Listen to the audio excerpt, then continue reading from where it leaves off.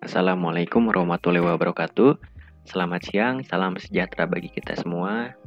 Yang terhormat Ibu Nopi Permata Indah selaku dosen pengampu mata kuliah Analisis Data Bisnis, serta teman-teman yang saya banggakan, pada kesempatan kali ini kami dari kelompok 5 akan menjelaskan materi yang berjudul Uji Peringkat Wilcoxon Sampel Terikat. Sebelumnya perkenalkan anggota kelompok kami ada Hilman Muhammad Nopal, saya sendiri, lalu Kanian Aprita, lalu ada Neni Nuraini. Kita lanjut ke pembahasan materi, pengertian uji Wilcoxon. Wilcoxon Sign Rank Test adalah uji non-parametris untuk mengukur signifikansi perbedaan antara dua kelompok data berpasangan berskala ordinal atau interval, tetapi berdistribusi tidak normal. Uji Wilcoxon adalah alternatif untuk uji T berpasangan atau T-paired. Untuk uji ini, data harus bertipe interval atau rasio, tetapi tidak harus berdistribusi normal dan kesamaan variansi populasi. Data terdiri dari n buah pengamatan bivariat. Jadi, di sini kita memiliki dua variabel, yakni variabel X dan variabel Y. Nilai absolut dari selisih perbedaannya adalah nilai mutlak D sama dengan nilai mutlak Y dikurangi X. Lalu berikutnya, hilangkan pengamatan yang mempunyai nilai beda 0. Jadi, jika apabila kita menemukan nilai X dan Y-nya sama atau nilai D sama dengan 0, itu dihilangkan, tidak dimasukkan ke dalam perhitungan. Setelah itu, kita ranking dari 1 sampai ke N observasi berdasarkan selisih nilai absolut dari terkecil sampai terbesar. Jika ada nilai absolut beda yang bernilai sama, ranking untuk nilai yang sama adalah rata-rata dari ranking yang seharusnya diberikan jika nilai-nilai tersebut berbeda. Langkah-langkah pengujian dalam uji Wilcoxon. Pertama, kita tentukan terlebih dahulu hipotesis apa yang akan kita ambil. Apakah dua arah atau satu arah? Jika kita menggunakan hipotesis dua arah, maka H0-nya MD sama dengan 0 atau MX sama dengan MY. H1-nya MD tidak sama dengan 0 atau MX tidak sama dengan MY. Dengan kata lain, nilai MX tidak sama dengan nilai MY. Apabila kita menggunakan hipotesis satu arah ke arah kiri, maka H0-nya MD sama dengan 0 atau MX sama dengan MY. H1-nya MD lebih kecil dari 0 atau MX lebih kecil dari MY. Dengan kata lain, nilai MX lebih kecil dari nilai MY. Dan yang terakhir, apabila kita menggunakan hipotesis satu arah ke arah kanan, H0-nya MD sama dengan 0 atau MX sama dengan MY. H1-nya MD lebih besar dari 0 atau MX lebih besar daripada MY. Dengan kata lain, nilai MX lebih besar dari nilai MY. Setelah kita menentukan hipotesis apa yang kita gunakan, selanjutnya kita tentukan taraf signifikansi alfa untuk mendapatkan Z tabel. Langkah berikutnya, statistik uji. Statistik uji ini kita menggunakan tabel perhitungan atau tabel bantu perhitungan statistik uji Wilcoxon. Jadi, nilai-nilai atau data-data yang berada di dua variabel itu, X dan Y, kita masukkan semua ke sini. Lalu kita selisihkan X dan Y, maka akan menghasilkan D1 dan seterusnya sampai X, Y, N observasi, seperti itu. Setelah kita selisihkan dari nilai-nilai yang ada X dan Y itu, kita mutlakkan semua nilai-nilai atau kita positifkan, seperti itu. Lalu langkah berikutnya, setelah kita mutlakkan semua nilainya, kita ranking dari nilai yang terkecil sampai yang terbesar, sampai N observasi. Lalu kita jumlahkan, maka akan menimbulkan sigma RI. Setelah itu, kita kuadratkan semua nilai yang tadi ada di R1 ini, kita kuadratkan. R1 kuadrat, R2 kuadrat, sampai Rn kuadrat. Maka akan menghasilkan sigma R1 kuadrat. Setelah semua itu kita lakukan, selanjutnya kita mencari nilai statistik uji dengan menggunakan rumus T sama dengan sigma RI dibagi akar dari sigma RI kuadrat. Sigma RI kita dapatkan dari penjumlahan perengkingan yang tadi sudah kita kerjakan. Untuk akar dari sigma RI kuadratnya kita dapatkan dari penjumlahan perengkingan lalu dikuadratkan, kita akan mendapatkan nilai dari sigma RI kuadrat. Untuk langkah berikutnya, kriteria uji. Dalam kriteria uji ini, kita menyesuaikan dengan hipotesis apa yang kita ambil. Apabila kita menggunakan hipotesis dua arah, Mx tidak sama dengan My, maka jika statistik hitung T lebih kecil dari sama dengan statistik tabel, min Z alpha per 2 atau T lebih besar dari statistik tabel Z alpha per 2, maka H0 ditolak. Begitupun sebaliknya, jika statistik hitung T lebih kecil dari statistik tabel, min Z alpha per 2 atau T lebih kecil dari statistik tabel Z alpha per 2, maka 0 diterima. Dan apabila kita menggunakan hipotesis satu arah ke kiri, di mana nilai Mx lebih kecil dari nilai My, maka jika statistik hitung T lebih kecil dari statistik tabel min Z alpha, maka 0 ditolak. Lalu jika statistik hitung T lebih besar dari statistik tabel min Z alpha, maka H0 diterima.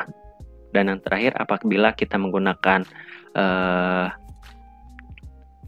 hipotesis satu arah ke arah kanan, sebelumnya mohon maaf, ini tandanya masih belum diubah sama saya. Jadi kalau ke kanan berarti ke arah sini. Maka jika statistik hitung T lebih besar sama dengan statistik tabel Z alpha, maka 0 ditolak. Lalu jika statistik hitung T lebih kecil statistik tabel Z alpha, maka 0 diterima. Lalu untuk kesimpulan, maka kesimpulannya adalah apakah kita menerima H0 atau tidak menerima H0. Dengan kata lain, H0 ditolak, seperti itu. Cukup sekian pengertian uji Wilcoxon dari saya, Hilman Muhammad Topal. Selanjutnya, untuk contoh-contoh soal akan dijelaskan oleh Kania Nur Arprita dan Neni Nur Aini. Sekian saja penjelasan dari saya. Bila ada tutur kata yang tidak mengenakan, mohon dimaafkan. Billahi taufiq wal hidayah. Wassalamualaikum warahmatullahi wabarakatuh. Selanjutnya adalah contoh soal. Suatu pasangan calon kepala daerah akan melakukan pelatihan pematangan visi dan misi kepada 10 orang tim suksesnya. Untuk mengetahui apakah pemberian pelatihan tersebut efektif atau tidak, maka dicatat skor pengetahuan mereka terhadap visi dan misi sebelum diberikan pelatihan dengan setelah diberikan pelatihan. Data berikut ini adalah data skornya, dan data ini ada dalam rank nilai 0 sampai 100. Dengan tingkat kepercayaan 95%, apakah dapat disimpulkan bahwa pemberian pelatihan efektif untuk meningkatkan pengetahuan tentang visi dan misi calon? Nah, untuk jawabannya sebelumnya kita tentukan dulu, misalkan Mx adalah sesudah pelatihan dan My adalah sebelum pelatihan.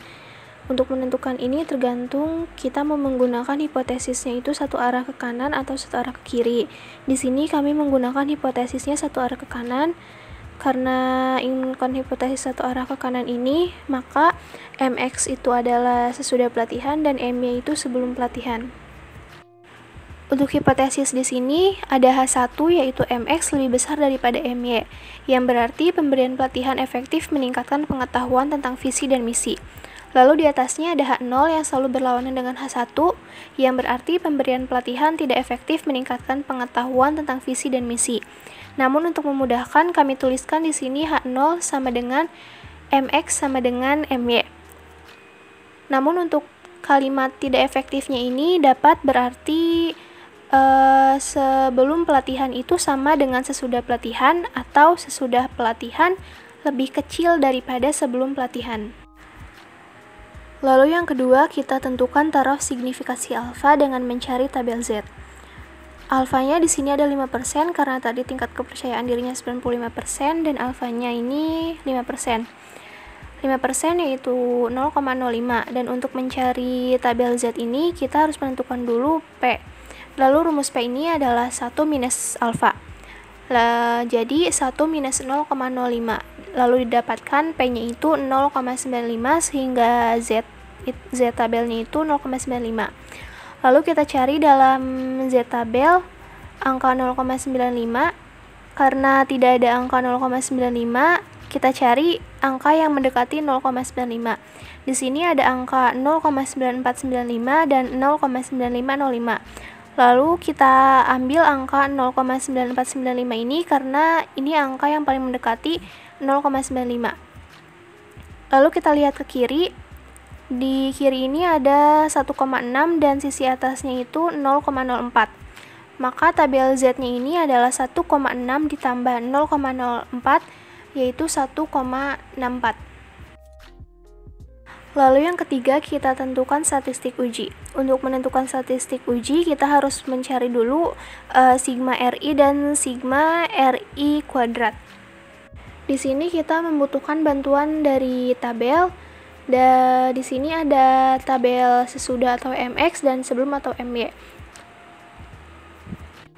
Lalu kita tentukan selisihnya dengan MX minus MY dan bisa didapatkan hasil sebagai berikut.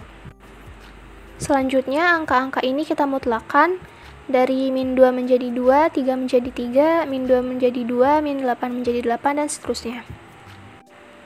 Dan di sini kita menentukan tandanya dari seperti yang di samping, min 2 negatif, 3 positif, min 2 itu negatif, dan seterusnya. Dan untuk tabel nomor 7 dan 8 ini karena sama, jadi kita tulisnya itu TIS atau sama. Selanjutnya kita tentukan nilai rankingnya. Sebelum itu untuk angka-angka yang TIS ini kita tidak ikut sertakan dalam penentuan rankingnya ini karena mereka ini nilainya 0. Untuk penentuan ranking kita mulai dari angka terkecil. Di sini ada angka terkecilnya itu yaitu 2 dan 2 ini ada 3. Untuk menentukan rankingnya ini karena angka 2 ada 3, kita tulis seperti ini. Untuk 2 ini kan seharusnya ranking 1, 2, dan 3.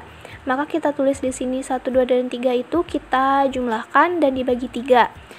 Angka 3 ini adalah jumlah bilangan yang sama. 1 ditambah 2 ditambah 3 yaitu 6, dan 6 dibagi 3 yaitu 2.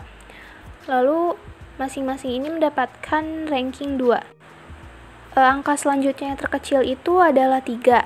Untuk menentukan rankingnya ini, karena yang tadi itu kita sudah pakai ranking 1, 2, dan 3, maka angka 3 ini mendapatkan ranking keempat, dan seterusnya. Lalu untuk angka 8 ini karena mereka mempunyai ada 2 yang sama, 8-nya ada 2, maka karena 8 ada 2, kita lihat dulu harusnya ini itu ranking berapa. Nah, tadi ranking terakhirnya itu adalah ranking 6. Jadi di sini adalah ranking 7 ditambah ranking 8 dibagi 2. Karena jumlah bilangan yang samanya itu ada 2, sehingga didapatkan 15 dibagi 2 sama dengan 7,5. Jadi masing-masing angka 8 ini mendapatkan ranking 7,5. Setelah itu kita kembalikan lagi tanda-tandanya menjadi di sini ada negatif, positif, negatif, negatif, positif, dan seterusnya. Sehingga nanti bisa didapatkan bahwa jumlah dari ranking ini adalah 9. Lalu kita tentukan RI kuadratnya. Jadi di sini tinggal dikuadratkan ya. Dan di tabel ini pula kita dapat menentukan R positif dan R negatifnya. Untuk R positifnya itu di sini ada 4, 5, 6, dan 7,5 ditambah menjadi 22,5. Dan R negatifnya itu kenapa di sini menjadi positif? Karena negatif di sini ini itu hanya menentukan arah, jadi bukan nilainya. Jadi di sini ada 2 ditambah 2 tambah 7,5 tambah 2 sama dengan 13,5. Lalu kembali lagi ke rumus RI dan RI kuadrat karena kita sudah dapatkan tadi jumlah RI dan RI kuadratnya itu yaitu 9 dan 201,5. Lalu kita sesuaikan dengan rumus sehingga didapatkan 0,634. Lalu di sini ada kriteria uji. Jika statistik hitung T lebih dari sama dengan Z tabel, maka 0 ditolak. Lalu jika statistik hitung T kurang dari Z tabel, maka H0 diterima. Dan yang kelima ini ada kesimpulan, karena 0,634 lebih kecil dari 1,64, maka dapat diambil kesimpulan bahwa H0 itu diterima. Jadi H0 atau pemberian pelatihan ini tidak efektif meningkatkan pengetahuan tentang visi dan misi. Kita paste data kita yang tadi. Setelah kita paste data kita yang tadi, kita ke kolom analyze, dan dari analyze ini kita ke non-parametric test, lalu legacy dialogues, dan to related samples. Setelah muncul seperti ini, kita pindahkan kolom sebelum ini ke kolom variabel 1 dan kolom sesudah ini ke kolom variabel 2. Lalu test type-nya itu Wilcoxon dan kita klik OK. Setelah muncul seperti ini, dapat kita lihat bahwa negatif range-nya itu ada 4 dan positif range-nya ada 4. Lalu TIS-nya itu ada 2, sama seperti data yang kita buat di tabel tadi. Dan totalnya ini ada 10. Lalu di sini ada sum of rank. Dari negatif rank itu ada 13,50 dan positif rank itu ada 22,50, sama seperti data kita tadi saat menentukan R negatif dan R positif. Dan di sini ada min rank. Min rank ini adalah dari sum of rank dibagi N ini. Jadi 13,50 dibagi 4 dan 22,50 dibagi 4 hasilnya adalah ini.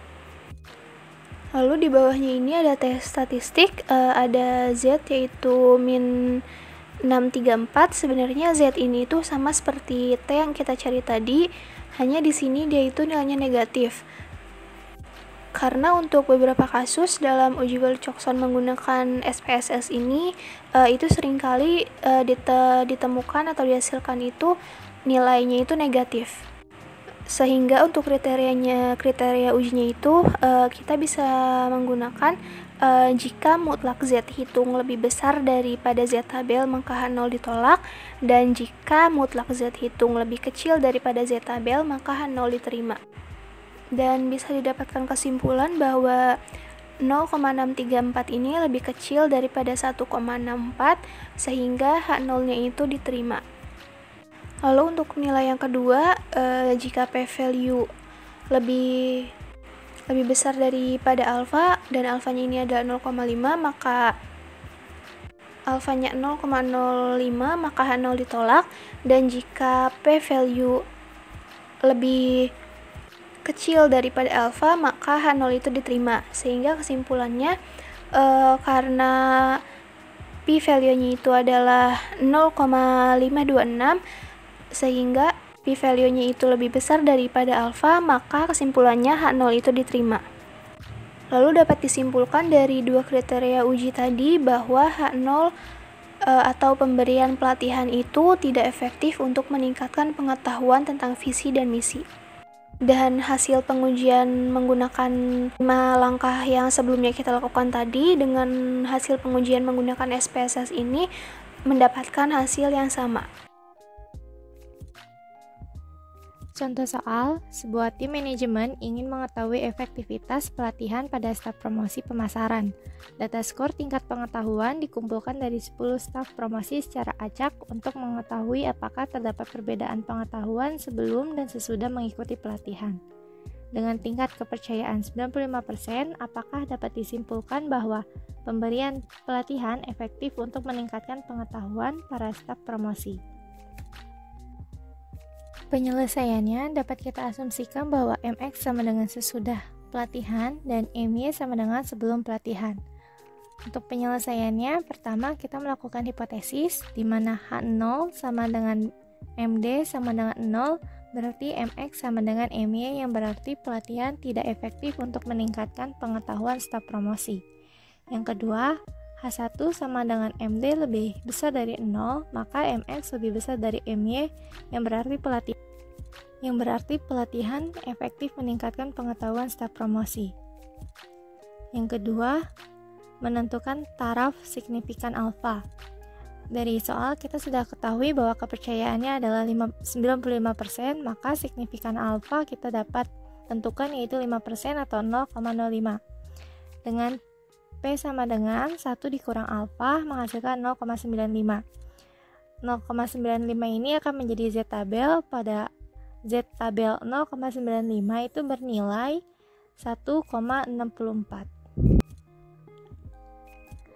Langkah selanjutnya yaitu statistik uji, di mana di sini ditentukan nilai selisih, nilai mutlak selisih, sign atau tanda, ranking, dan ranking kuadrat.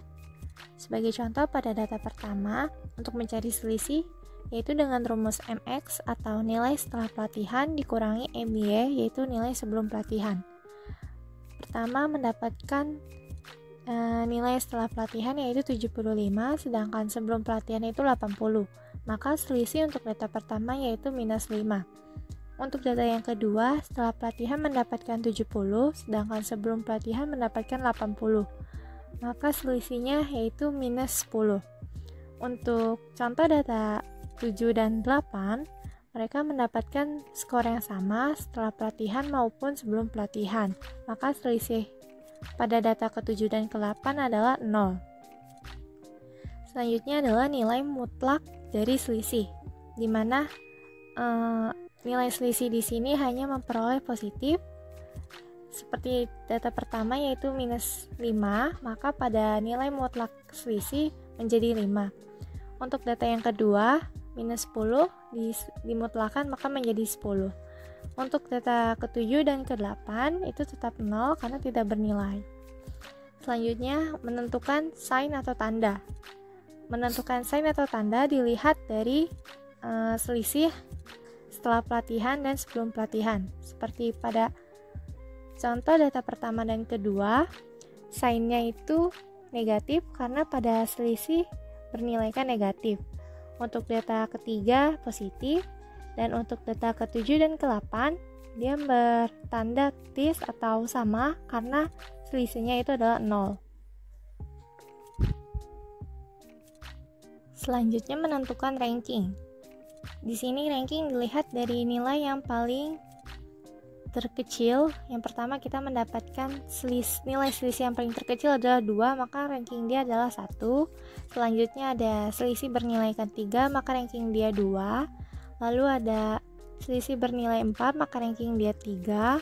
Ada selisihnya nilainya 5, maka ranking dia 4. Dan selisihnya bernilai 6, maka ranking dia 5. Di sini ada nilai 10, selisih 10 terdapat 3, maka untuk menentukan rankingnya 10 ini ada 3, maka ditentukan dari nilai akhir ranking setelah 5 yaitu 6, 7, dan 8 ditambahkan lalu dibagi 3 maka menghasilkan 7. Jadi untuk nilai selisih yang bernilai 10 semua ini rankingnya adalah 7. Lalu dalam ranking ini kita lihat pada sign-nya apabila negatif maka dia bernilai negatif, apabila positif maka nilainya dia positif. Dan untuk yang tis atau sama dia tidak termasuk ke dalam ranking. Lalu untuk menentukan nilai ranking kuadrat itu kita hitung dari ranking yang dikuadratkan seperti data pertama yaitu minus 4 dikuadratkan menjadi 16, minus 7 dikuadratkan menjadi 49, 2 dikuadratkan menjadi 4, begitu pula untuk data seterusnya. Menentukan ranking dan ranking kuadrat, maka jumlah ranking dijumlahkan menghasilkan 8 dan juga jumlah dari ranking kuadrat menghasilkan 202. Selanjutnya, kita juga bisa menentukan R positif atau ranking yang bernilai positif, yaitu ada 2, 7, 1, 7, dan 5, menghasilkan 22. Sedangkan untuk ranking yang negatif, terdapat 4, 7, 3, maka menghasilkan 14. Selanjutnya menentukan nilai T, yaitu dihasilkan dari jumlah ranking dibagi akar jumlah ranking kuadrat. Yaitu kita bisa lihat bahwa jumlah ranking adalah 8, sedangkan untuk akar jumlah ranking kuadrat adalah 202. Maka 8 per akar dari 202 adalah 14,21. Jadi 8 dibagi 14,21 menghasilkan 0,563. Yang keempat, kriteria uji di mana MX lebih besar dari MY jika statistik hitung T lebih besar sama dengan Z tabel, maka H0 ditolak. Yang kedua, jika statistik hitung T lebih kecil dari Z tabel, maka kriteria diterima. Yang kelima yaitu kesimpulan, karena kita menghasilkan T 0,563 yang lebih kecil dari Z tabel atau 1,64, maka H0 diterima. Jika H0 diterima, maka pemberian pelatihan tidak efektif untuk meningkatkan pengetahuan para staf promosi. Berikut ini adalah diagram penggambaran dari H0 yang diterima. Selanjutnya, kita melakukan uji Wilcoxon dengan SPSS. Yang pertama, kita klik variabel view-nya, lalu kita masukkan yaitu nilai sesudah dan sebelum.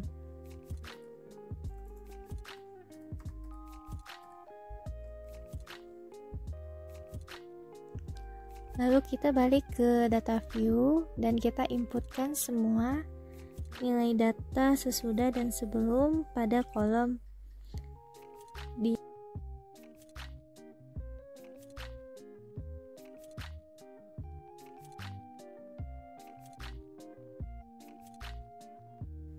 Setelah menginput data pada kolom sesudah dan sebelum, maka kita klik Analyze dan Non-Parametric Test, kita pilih elegancy dialog dengan To Related Sample.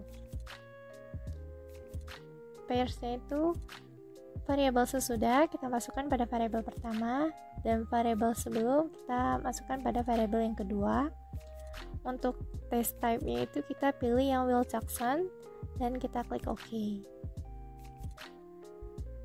Di kolom range terdapat N yang berdasarkan pada keterangan di sini, di mana A itu bernilaikan negatif dan B itu bernilaikan positif dan C itu menilaikan is atau sama dengan jumlah total data terdapat 10. Sum of ranks ini merupakan jumlah dari positif ranking dan juga negatif ranking. Lalu ada main rank di sini diperoleh dari sum of ranks dibagi dengan N. Seperti yang telah kita hitung sebelumnya secara manual, bahwa negatif ranks ini mendapatkan 22, sedangkan untuk positif ranks terdapat 14. Lalu pada kolom statistik kita mendapatkan nilai Z atau T dengan nilai 0,563 yang berdasarkan pada positif rank, karena positif rank ini yang paling kecil. Jadi dapat disimpulkan apabila nilai mutlak dari Z hitung lebih kecil dari Z tabel yang telah kita tentukan, maka H0 diterima. Selanjutnya ada asymptote to tail, itu menghasilkan 0,57. Dengan kesimpulan, jika p-value lebih besar dari nilai signifikan alfa atau 0,05, maka H0 diterima.